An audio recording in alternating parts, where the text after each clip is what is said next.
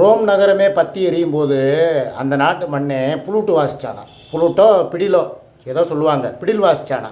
அந்த கதையை உலகமே வந்து தத்தளிச்சுக்கிட்டு கிடக்கு. நாட்டில் உள்ள வெளிநாடுகளில் வெளி மாநிலங்களில் உள்ள மக்கள், வெளி மாநிலம் இல்லை வெளிநாடுகளில் உள்ள மக்கள்லாம் வந்து பதட்டத்துலேயும் படபடப்புலையும் இருக்கும் பொழுது என் கூட ஒருத்தி இருக்கா பாருங்க.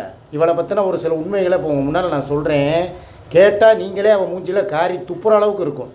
ஏண்டி அந்த மனுஷனை போட்டு இன்னமுமா போட்டு பாடாக படுத்திக்கிட்டு இருக்க, அந்த ஆள் எவ்வளவு தான் தாங்குவார் அப்படின்னு சொல்லி நீங்கள் 4 ஏறுவீங்க. அதாவதுங்க உண்மையை உடச்சி விட்டுறேன். முந்தா நாளுக்கு நாள் ஒரு மீன் டாலர் ஒன்று வச்சுருந்தாளா கழுத்தில், அதை காணாம. அதுக்கப்புறம் அவள் கழுத்தில் போட்டிருந்த பழைய செயின் அதையும் காணாம. அதுக்கப்புறம் திலீபாவுக்குன்னு பர்த்டேக்கு வாங்கின செயின் எடுத்து அவள் கழுத்தில் ஏற்றிக்கிட்டாளா பார்த்தீங்களா? அப்போ அந்த பழைய செயினையும் மீன் டாலரும் எங்கன்னு கேட்டப்போ நாங்கள் உங்கள்கிட்ட என்ன சொன்னோம்? நாங்கள் சொல்லலை, நான் சொன்னேன், பொய் சொன்னேன்.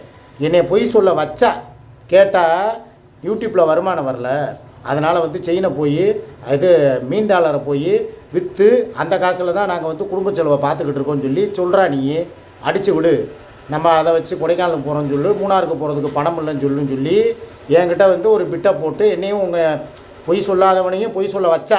நான் பொய் சொல்லுவேன், ஆனால் சில நேரங்களில் உருட்டுவேன், அது வேறு. ஆனால் அன்னைக்கு என்னை வந்து பொய் சொல்ல வச்சது அவள் தான். ஆனால் உண்மையில் என்ன நடந்திருக்கு சொன்னால் வந்து நீங்கள் அவளை துப்ப மாட்டீங்க. அவளை என்ன துப்பி என்ன பண்ண போகிறீங்க? அவள் தான் சொன்னான்னா உனக்கு எங்கடா போச்சு புத்தி, ஏண்டா புத்தி கெட்ட மாடு, நீலாம் சூடதானே திங்கிறேன்னு சொல்லி என்னையே கேட்பீங்க. ஏற்கனவே கடன் சுமை அதிகமாக இருக்குது. இஎம்ஐலேருந்து, ஏலச்சீட்டிலேருந்து, நகைச்சீட்டிலேருந்து, நகை வாங்கினதுக்கு உண்டான கடன்லேருந்து ஏகப்பட்ட சுமையை என் தலையில் தூக்கி வச்சுருக்கா. இது போக அவன் என்ன சொன்னான்னா, அந்த செயினை தர்றேன், கொண்டுகிட்டு போய் கடையில் கொடுத்துட்டு அதை பாலிஷ் போடுறதுக்கு தான் சொல்லியிருக்கேன். ஏன்னா நகை வந்து கழுத்துலேயே போட்டே கிடக்கிறதுனால கருத்து போச்சு லேசாக.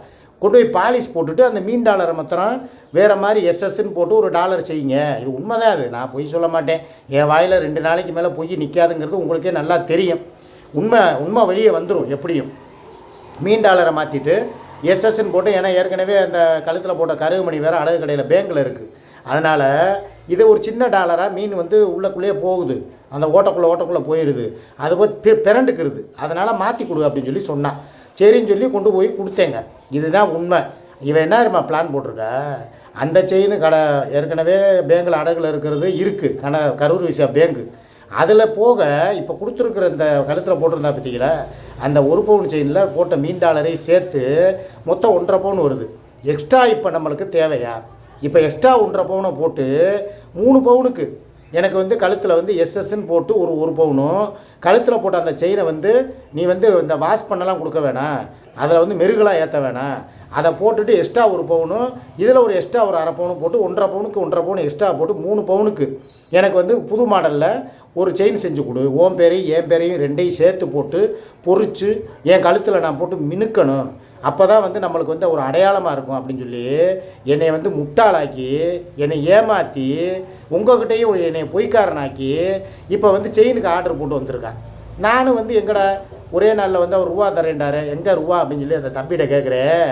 அவங்க என்னங்க அதை கொடுத்துட்டு 2-3 பவுனாக தானே மாற்ற சொல்லியிருக்காங்க, நீங்கள் வந்துக்கிட்டு உட்காந்துக்கிட்டு இப்போ என்னமோ செயினை வந்து இது போட்டு கொடுங்கங்கிறீங்க, அது என்னது க்ளீன் பண்ணி கொடுங்கங்கிறீங்க அப்படின்னு என்கிட்ட கேட்குறாரு. ஏண்டி எச்சக்கலை, ஏற்கனவே என் குடும்பம் யூடியூப்பில் வருமானம் இல்லாமல், என் மையன் வேலைக்கு போகாமல் வருமானத்துக்கு கஷ்டப்பட்டுக்கிட்டு அவள் 50,000 ரூபா வீட்டுக்கு அட்வான்ஸ் கேட்டதை கூட கொடுக்க முடியாமல் நான் எவ்வளவு சிரமத்துலையும் என் குடும்பம் எவ்வளவோ வறுமையிலையும் தத்தளிச்சிட்டு கிடக்கு. இந்த நேரம் அதுலேயும் நகை ரேட்டு என்ன ரேட்டு, ரேட்டு போய்கிட்டு இருக்கு. அப்படியே ஒரு நாளைக்கு 1 மணி நேரத்துக்கு ஒரு விலை ஏறுது.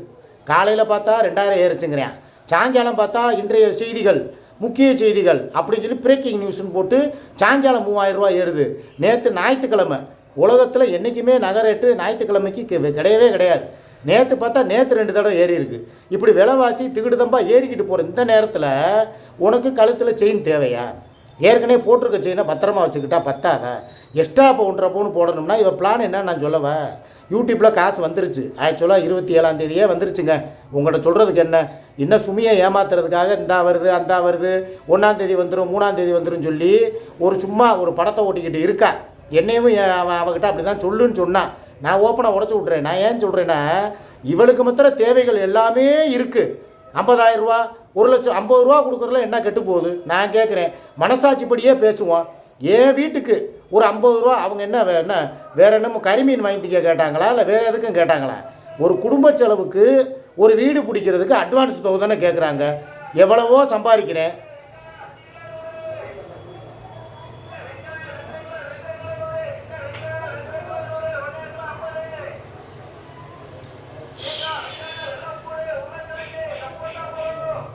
நான் இதுக்காகவே போய் வேறு எங்கிட்டாவது கூட நான் வீடியோ போடுறேன்.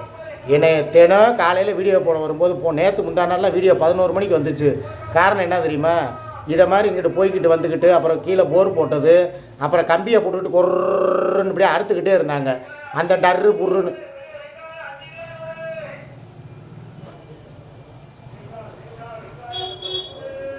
போங்கண்ணே பேசாமல் அங்கே அவன் அதனால் பஞ்சாயத்தில் உட்காந்துக்கிட்டு இருக்காங்க.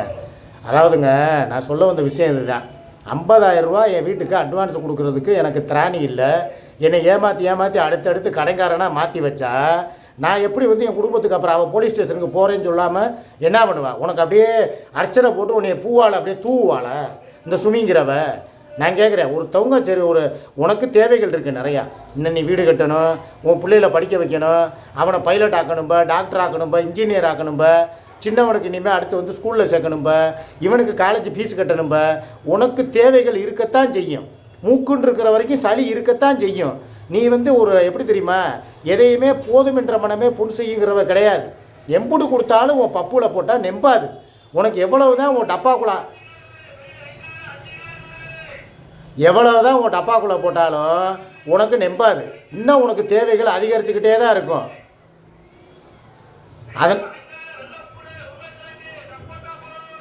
அதனால் நான் என்ன சொல்கிறேன்னா, எனக்கு என் குடும்பத்துக்கு ஒரு 50,000 ரூபா தானே, அதை கொடுத்துட்டா உனக்கு நாளைக்கு போலீஸ் ஸ்டேஷனுக்கு அவள் போக மாட்டா, எதுவும் கேஸ் போட மாட்டா, என் புருஷனை என்கிட்டே திருப்பி கொடுத்துருன்னு சொல்ல மாட்டா.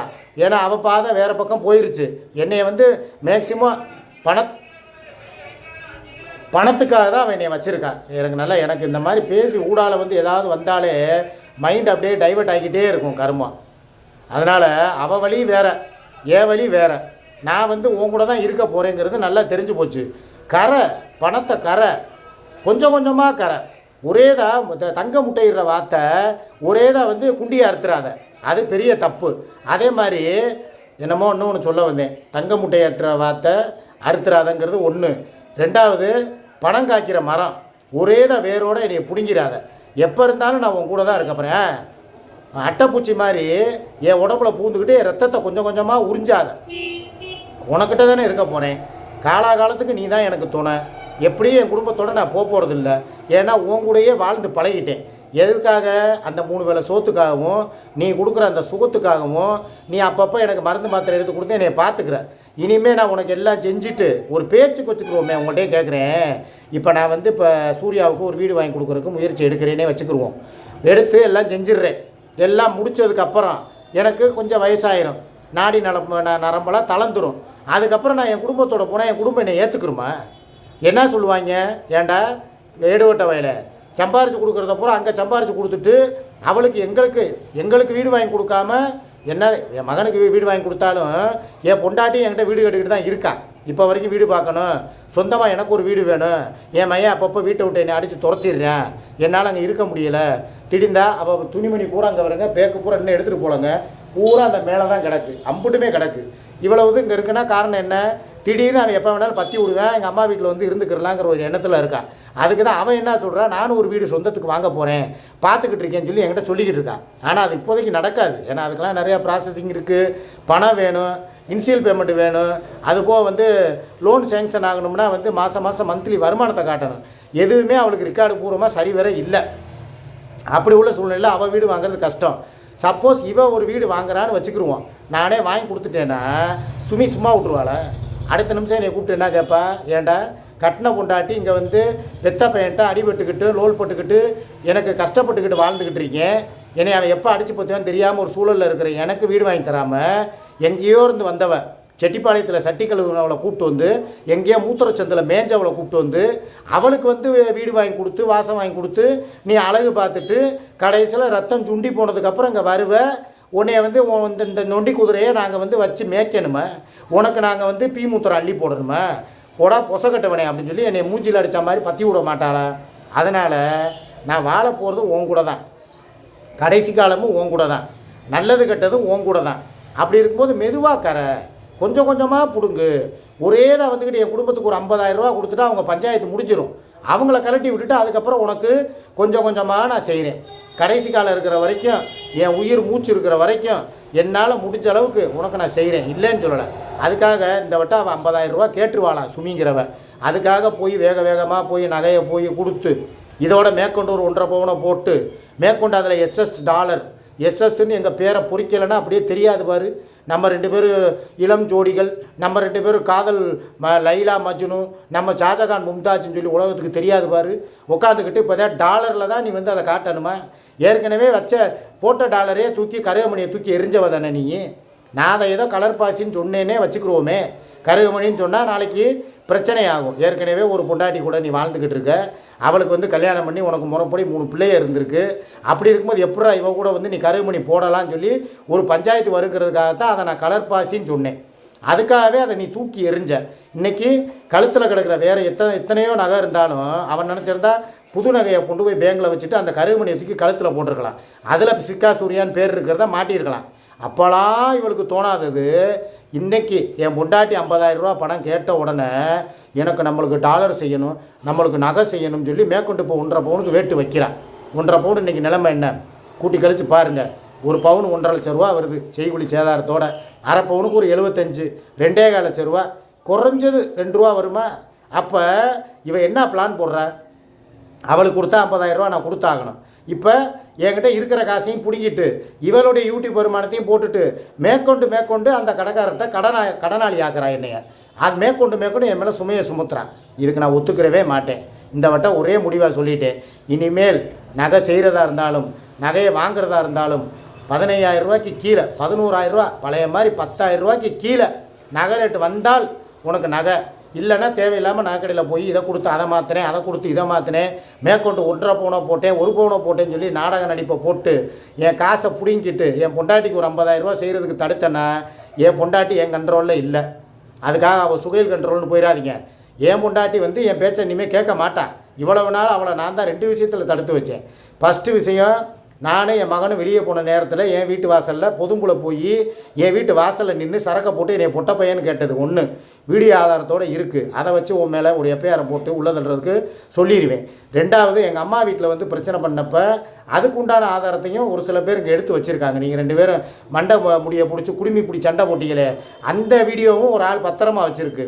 அதையும் கொண்டு போய் ஜெயந்திபுரம் ஸ்டேஷனில் கொடுத்து திருப்பி உன் மேலே பழையபடி அதை அந்த கேஸை எஃப்ஐஆர் போடாமல் சிஎஸ்ஆர் போட்டதை நோண்டி எடுத்து உன்னைய தூக்கி நொங்கெடுக்க விட்டுருவேன். என்ன வசதி?